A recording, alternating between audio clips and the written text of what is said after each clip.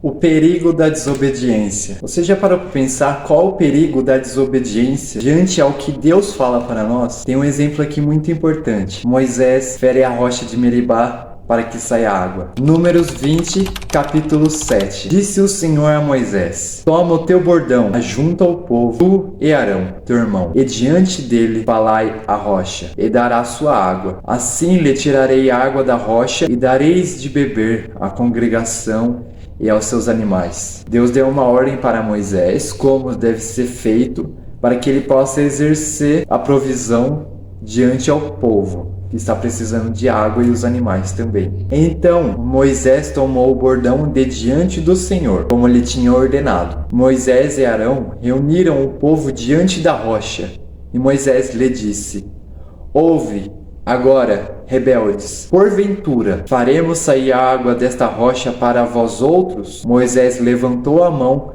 e feriu a rocha 2 vezes com o seu bordão, e saíram muitas águas, e bebeu a congregação e os seus animais. Mas o Senhor disse a Moisés e Arão: visto que não crestes em mim, para me santificar diante dos filhos de Israel, por isso não farei entrar esse povo na terra que lhes dei. São estas as águas de Meribá, porque os filhos de Israel contenderam com o Senhor, e o Senhor se santificou neles. Águas de Meribá significa rebelião. Aqui houve uma rebelião diante as ordens de Deus, onde o povo murmurou e Moisés e Arão não obedeceu ao que o Senhor disse exatamente para fazer. Aí tá onde que nós muitas vezes erramos. Diante a coisas santas e coisas de Deus, nós ainda queremos fazer do nosso jeito. Mas uma lição muito valiosa para se tirar daí: ainda que você erre, o Senhor ele ainda é fiel para com sua palavra. O Senhor não mentiu que sairia água da rocha, e saiu água da rocha, mesmo Moisés não ordenando a rocha que saia água, mas batendo com seu cajado. Diante a isto, Moisés e o povo não pôde entrar na terra prometida, porque descumpriu com a ordem do Senhor. O Senhor, em direção à terra prometida, está querendo santificar o povo, que o povo se achegue mais a Deus e seja mais grato a Deus, e o povo não faz isso. Assim, o mesmo é com nós, nos dias de Jesus Cristo, nos dias do Espírito Santo. Ainda que nós recebamos ordem, muitas pessoas não seguem firmemente a ordem que Deus deu. Preferem fazer do jeito que lhe agradem e que não tira do comodismo. Então, se o Senhor deu uma ordem, se o Senhor falou algo na palavra, sacrifique-se e arrisque-se, firme-se em fazer exatamente como Deus diz. Se Deus prometeu algo, Ele vai cumprir. Ele não mente, mas Ele também é justo. Também existem consequências de não obedecer a Ele. Quando não obedecemos ao Senhor, existem consequências sobre nós. Mas não consequências de que o Senhor não nos ama, mas sim porque Ele é justo. Ele é fiel, mas Ele também é justo. Ele é fiel para quem obedece e busque cada vez mais fazer a vontade do Senhor. Em nome de Jesus, você busque a santificação cada vez mais nele. O Senhor não permitiu que aquilo passasse impune, porque o Senhor, Ele quer que as pessoas levem a sério o ato de santificação, o ato de levar a sério a palavra de Deus, levar a sério o que Ele fala. Imagine só se Moisés, sendo o exemplo de Deus na terra, assim como nós somos o exemplo de Jesus Cristo aqui na terra, assim como nós trazemos o exemplo do reino dos céus aqui na terra, aonde que o mundo jaz do maligno. Nós somos exemplos.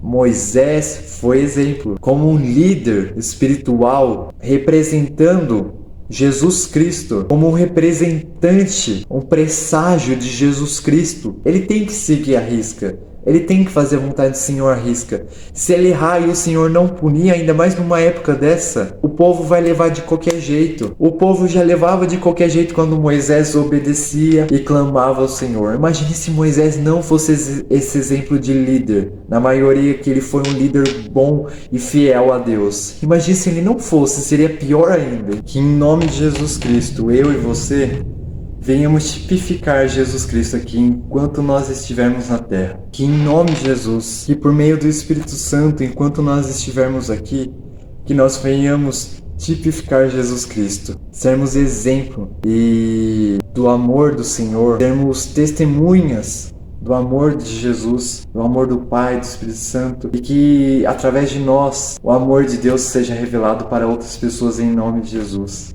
Que você tenha esse apreço em querer seguir à risca tudo o que Deus fala, conforme Ele fala, nem desviar nem para a direita, nem para a esquerda. O mais interessante de tudo é que essa história, ela faz um paralelo com Jesus Cristo. Jesus Cristo é nossa rocha, certo? A Bíblia fala que Jesus Cristo é nossa rocha, Ele é o nosso alicerce, que nele temos que estar fundamentado para seguir conforme a vontade do Pai, para sermos firmes, porque em Jesus Cristo nós podemos vencer o mundo, por base nele. Assim como Moisés feriu a rocha, o mundo feriu a Jesus. E que nós não venhamos ferir a Jesus, que nós não venhamos entristecer a Jesus, que nós não venhamos desapontar Jesus, que nós não venhamos ficar desapontados com Jesus e feri-lo. A partir do momento que Moisés feriu a rocha, rios de água viva fluíram diante da rocha.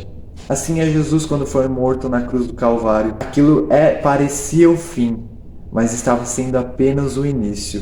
O Senhor nos redimiu, o Senhor levou sobre si todos os nossos pecados e nos deu uma nova oportunidade, uma nova esperança para nos aproximarmos de Deus Pai. E que a partir de quando a gente aceita Jesus, quando a gente acredita em Jesus, rios de água fluem através de nós e sacia a nossa sede. Eu não estou falando para ferir, mas eu estou falando que quem foi ferido, a pessoa que foi ferida, que é chamada de rocha, Jesus Cristo, não deram nada para a rocha, Jesus Cristo, mas ele tem rios de água viva.